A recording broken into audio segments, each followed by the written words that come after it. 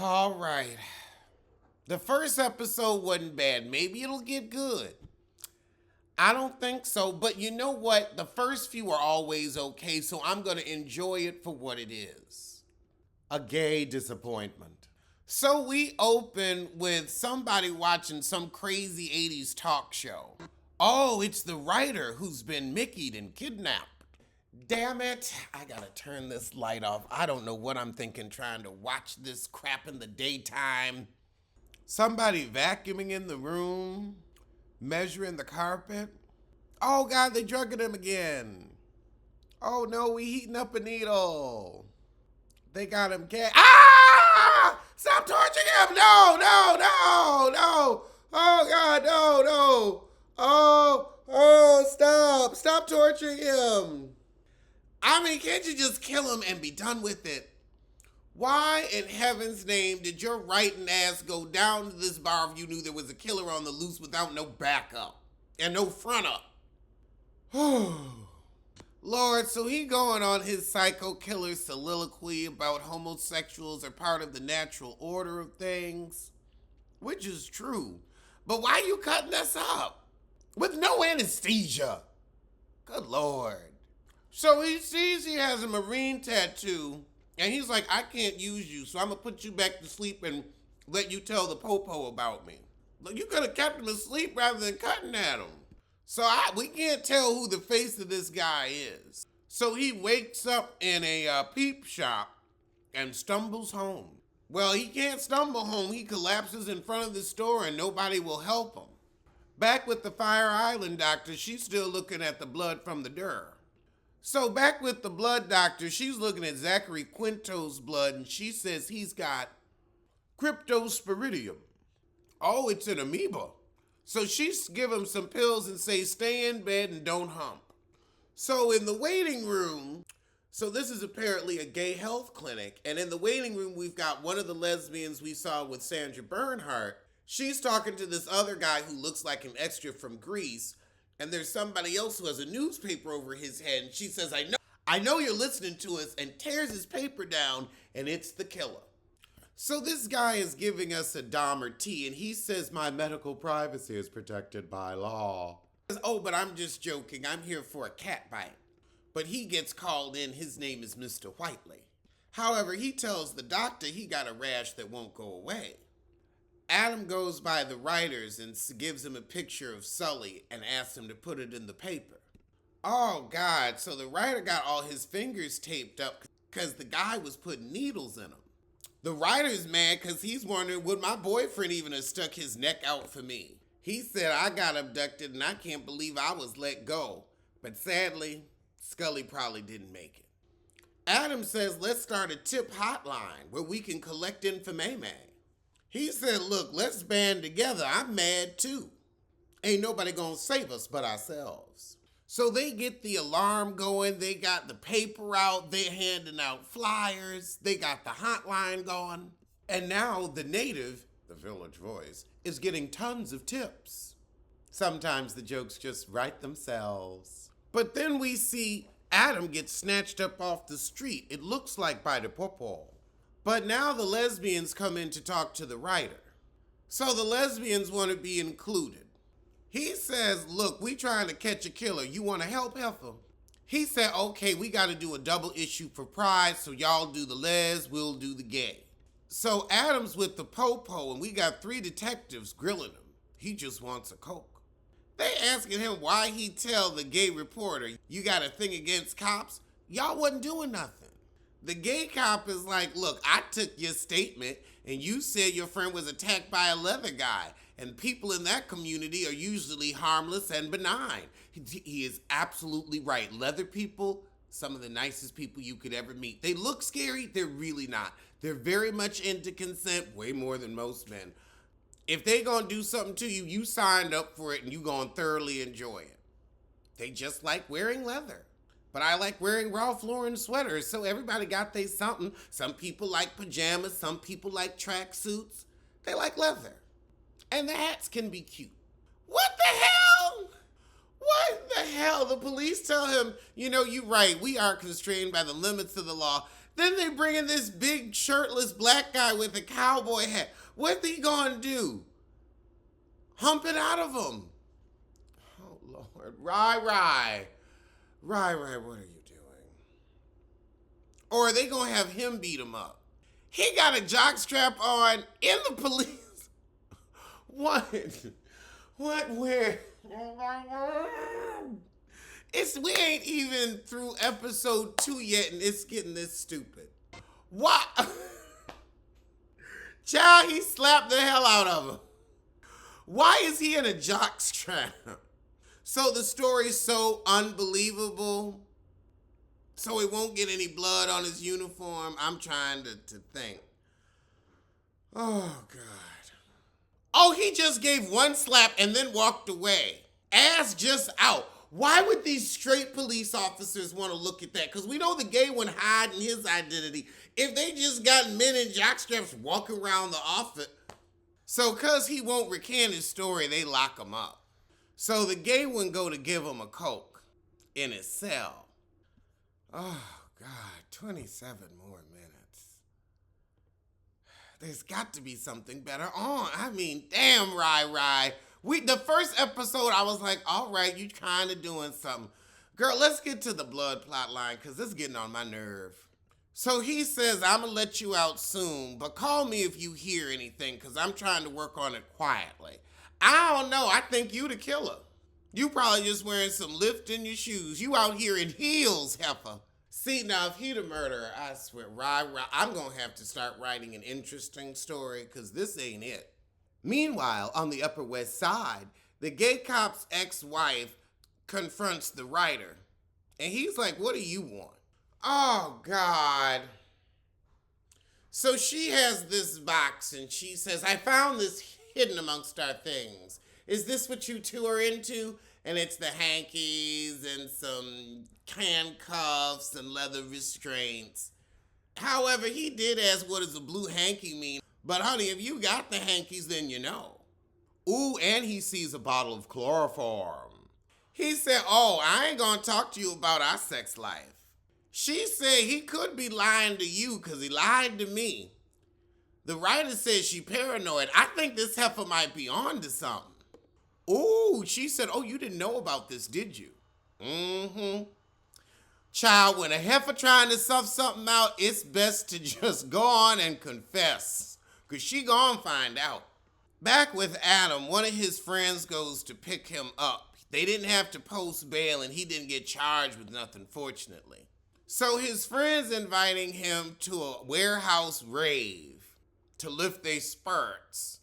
But why go to the rundown part of the city where this murderer hanging out?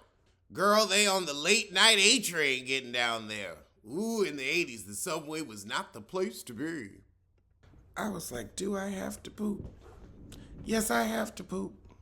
Lord, one of the crazy ladies on the train is saying, something's coming, as the lights go out. When I lived there, the lights didn't really go out on the train like that. Once or twice, but it wasn't as common as it was in the 80s.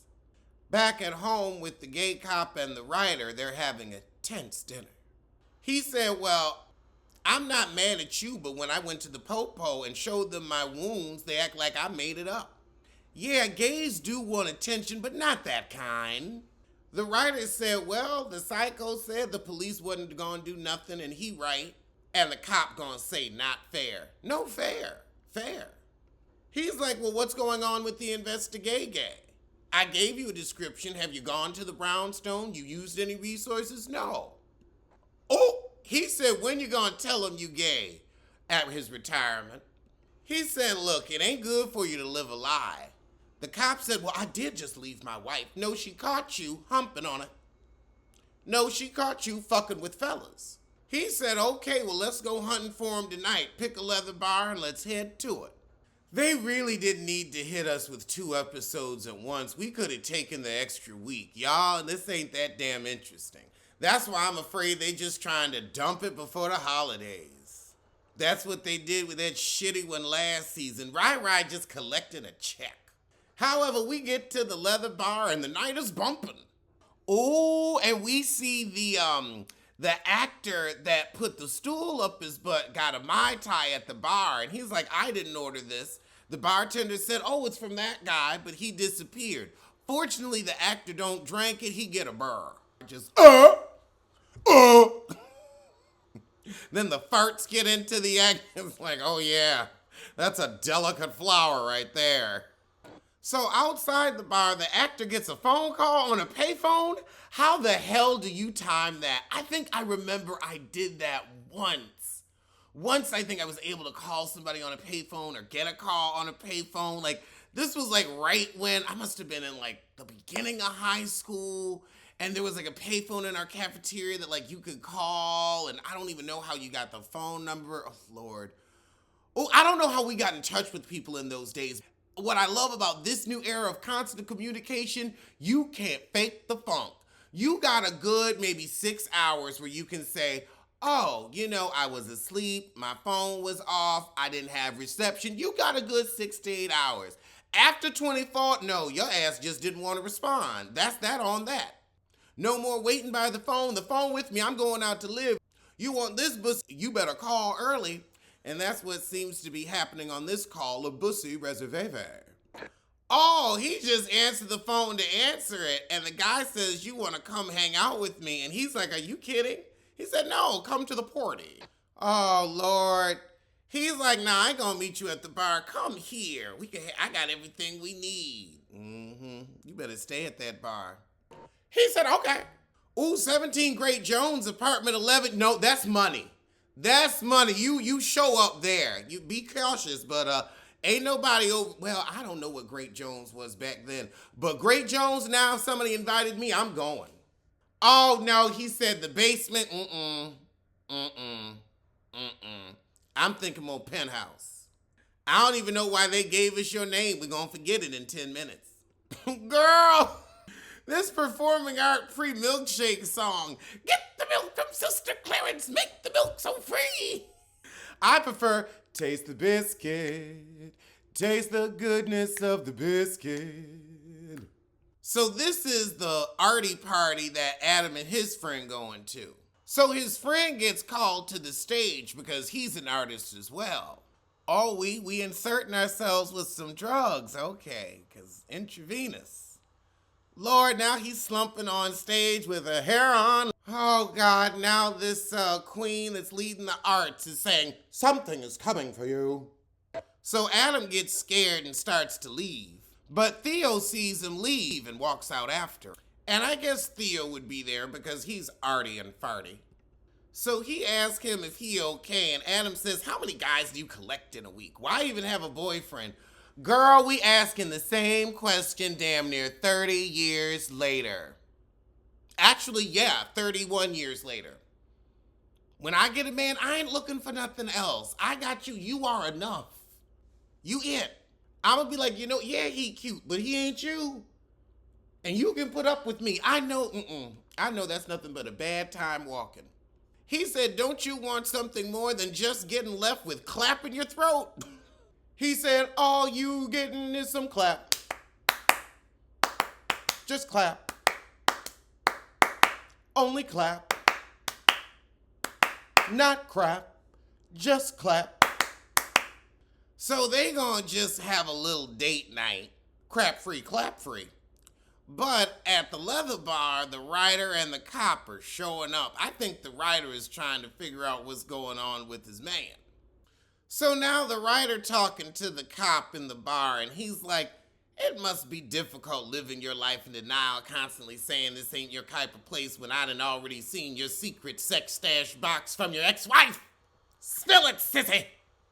This is a 1981 version of, I think it's really funny how. But now the guy that was hitting on the cop gets a Mai Tai. And we don't see who it's from either.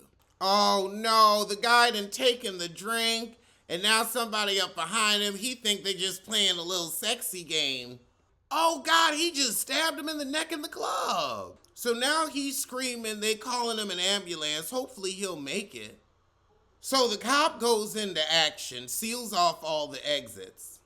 We see the big leather man out on the street watching some of the guys go home from the art party.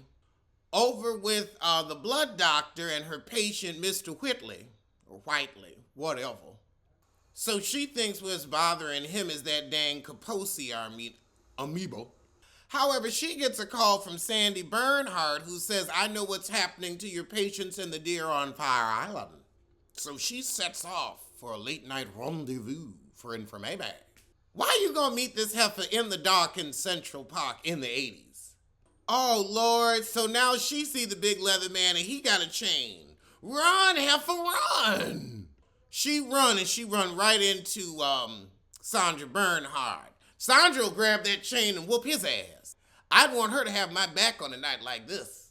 So Sandy says the government is attacking us. Meanwhile, we see Zachary Quinto getting home and the big leather guy standing outside of his apartment like he a hired man, though. Zach don't seem concerned. Yeah, there's no way that could be the cop. There is no way that leather man could be the cop now that we got a good look at him. So Zach go in his apartment, get out a key, open a door, go downstairs. Oh, Lord, and he got Stuart locked up. The sissy who answered the phone at the club. Back with the cop and the writer at their place. So sadly, the guy at the club died, but there were no drugs in his drink. But in Whitney Houston fashion, the phone rings. And he got to go to work because they done found something. Zachary keeping that po' boy still locked up. Oh, God, and they done found hands from each of the victims. Just hung up like an assortment. And that's where the shit ends. So we'll be back next week. Actually, you know what? Let them do 2 a week so we can just get it the hell over with. What can I look forward to watching?